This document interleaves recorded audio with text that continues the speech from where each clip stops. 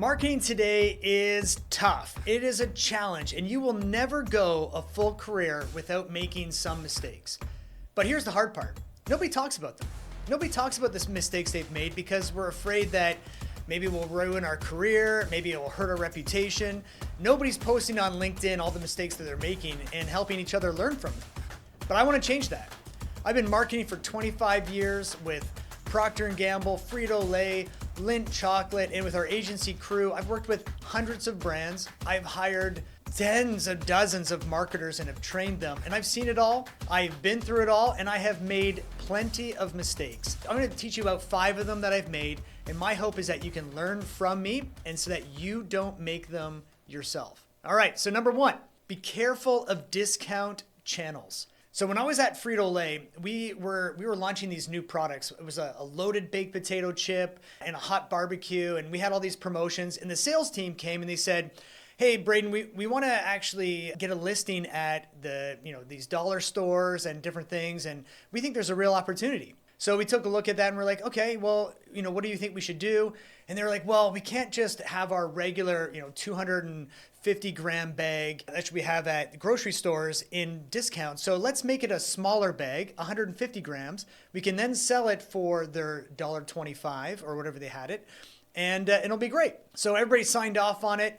And our job is I have to then, do the projections, buy the actual packaging. We're doing all these things and we launch it and it bombs, totally flops. And everybody started to point fingers and different things. And what happened was the discount channel is not a place to launch new products. It's people go there to get a great deal off of brands they already like. And so when you try to launch new flavors, new line extensions into dollar channels, it's not going to work and you're not going to get the velocity. And what happened was we then had a different size. And so we had all this extra inventory that we couldn't sell at regular grocery. We couldn't actually do anything with it. And so we had to just pawn it off to these liquidators to try to get something from it. And the worst part is that I had all these rolls of packaging that we ordered because we thought the volumes were going to be a lot higher and they weren't. And it was hundreds of thousands of dollars of write-offs. And guess who they said, it's the marketer. It's me. I'm sorry.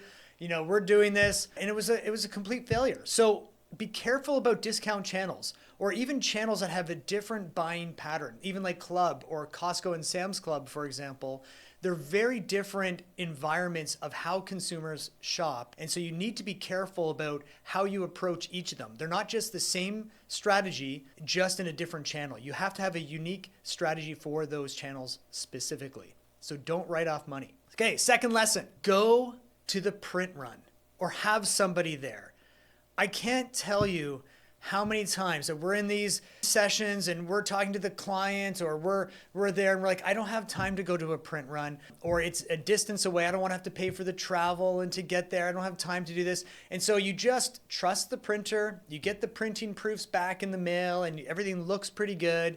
And then 4 weeks later, you get the packaging, it actually arrives. And what was supposed to be a ruby red, beautiful bread package turned out to be burnt orange and it looked like crap. And I'm like, what happened? Well, apparently it's different when you see different Pantones on screen or even when they actually gave you the printing proofs. And then you have to go back to the printer and say, hey, what happened? There's an argument there. People missed expectations. You have your senior management saying, Braden, what is this? This looks like garbage. And so nobody's happy, all because we wanted to save $1,500 and a day of travel not to go to the print run to make sure that it was done properly.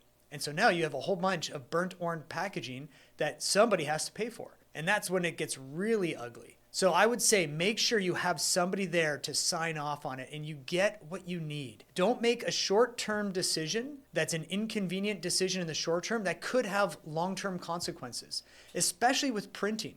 Whether it's printing flyers, you're printing signage, packaging, you have to make sure that you do that work at that moment. If you miss it, you will regret it. Third lesson, the trap of celebrities. Now, right now, everybody's using celebrities like, oh man, we got a celebrity endorsement. They've got so many followers. Well, I was talking with a colleague, hired Kevin Hart for a couple $100,000. And he was thinking to himself, oh man, this is going to be great. And so Kevin Hart came in, they paid him for 2 posts on Instagram or on social media, 1, showing up at an event, kind of a show, and some likeness for about a year. All right, that's what they paid for. They launched it, lots behind it. They're super excited. A little blip, a little bit of increase in web traffic. Conversion stayed the same. ROI, 0. Actually less. And so they came back and they said, man, what? We just bet the farm on a strategy that we thought was going to be amazing, and it bombed. And this is not unusual. It's not just that, because in Kevin Hart's case, he's a great celebrity. He's got a great personality. He could be a great fit for a brand, but not this brand, which was a water company. Instead, they changed strategies. They went with Shaquille O'Neal, right? For this one, turned out to be amazing. They said the same strategy, different celebrity, but they had him become an equity partner in it. He was involved. He even called buyers for them. They were able to use him in commercials and make sure that he's really a part of it. He's not just endorsing it on the side. He was actually invested in it. And it's not the first time I heard that Shaq is actually a great embodiment of an endorsement. And what you want is you want a partner. You don't want just somebody just to casually endorse it for money. Consumers can see right through it. It's not authentic. It's not real. And you would be so surprised of how much money is burned on influencers or other kind of creators that are not really invested in your company, and it's not authentic, and consumers don't respond to it.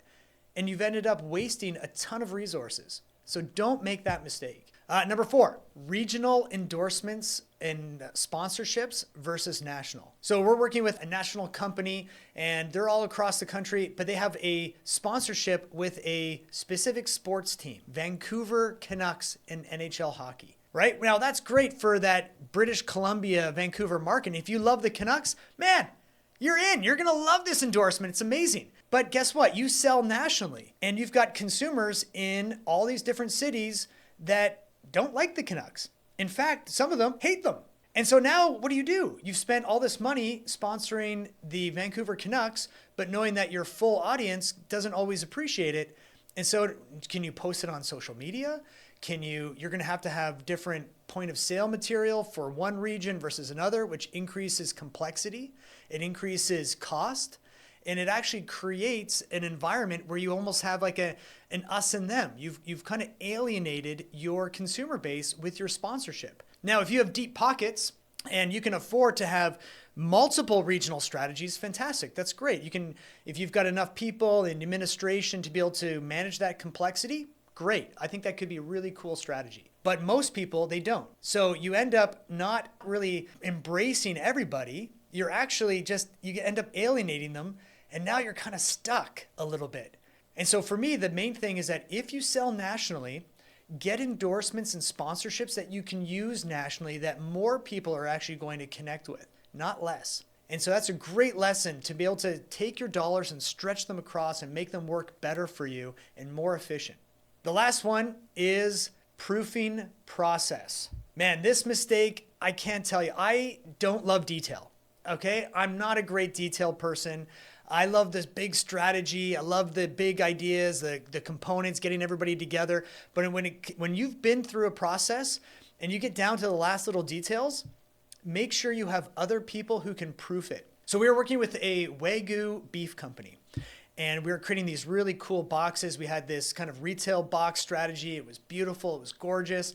And we went through probably about 7 revisions, trying to get everything perfect on this. We were looking at them in so many different designs. And finally, we got approval from the client. We're all excited about it. We go to the printer. We get the proofs back. Everybody, we sign off on it. The client signs off on it. We get it printed. It comes back. Guess what? The top of the box was backwards. And now you're looking at this and it's on shelf and it's backwards. And you're like, oh my gosh. And then you start to then have to say, well, whose fault is it? So we go back to the proofs, like who signed off on it? And it was myself, it was the designer, it was the client, it was the owner of the business, and the printer. Nobody caught this mistake because we were so involved in this process that we just assumed it was great. And even when we had it, we didn't mock it up. We should have mocked up the actual package, because when you see it on the flat, we thought it was all, yeah, it was good, it's great. But when you actually start to put it all together, it would have shown up backwards, and we didn't take that extra time. It would have taken 30 minutes. maybe even a couple $100 and an extra 2 days to get it mocked up by an actual company to actually see what it's going to be like. But guess what? We were under the gun. We were behind. We wanted to get it completed. We're kind of getting tired of the project near the end. Everybody's kind of tired of it, and we didn't go through it. But now we're sitting on tens of $1,000s of packaging that is wasted. In a premium company with that kind of mistake, you can't just kind of go for it. You can't just let it go. And so now you're going to have to write it off. And so we ended up just splitting the cost with our client and say, hey, we're sorry. We're partners with you. And but that was a huge mistake. So we have now processes in place to make sure that people who are not part of the project can actually sign off on it. And if you don't have discipline in that, you can have costly mistakes in marketing. They're going to really cost you and the company. So don't do them. So those are the 5 mistakes that I've made that I hope you as a marketer can learn from, can create process around, can create thinking around, that we can then work together, because this is what Brand Builders is all about. It's marketers helping marketers become absolutely great at what we do, because the best marketers build the best brands. So sign up today. If you're not part of the community, we'd love to have you. We want to build into you. We want you to be the best you can be. And so do that today.